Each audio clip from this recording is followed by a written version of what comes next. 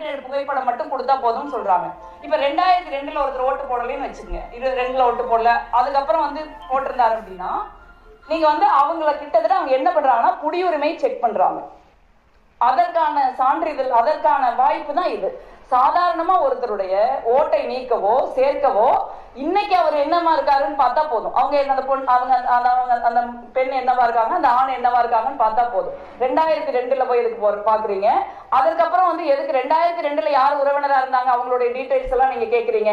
அப்ப பேசிக்கலா இது ஒரு வாக்காளர் தீவிர திருத்தம்ங்கிற பெயர்ல ஒருவருடைய குடியுரிமையை தேர்தல் கமிஷன் நம்மளுடைய அனுமதி இல்லாமல் சட்டத்திற்கு விரோதமாக இவங்க இதை செய்யறாங்க. ஏன்னா குடியுரிமை செக் பண்ண வேண்டிய அதிகாரம் உள்துறை அமைச்சர், ஒன்றிய உள்துறை அமைச்சகத்துக்கு தான் இருக்கு, எலெக்ஷன் கமிஷனுக்கு கிடையாது. இதுதான் பிரச்சனைக்குரிய விஷயமா பீகார்ல இருந்தது. நீங்க குடியுரிமை செக் பண்றதுக்கான அதிகாரம் உங்களுக்கு கிடையாதுன்னு நம்ம சொன்னதுனால இப்ப அதை சொல்லாம தமிழ்நாடு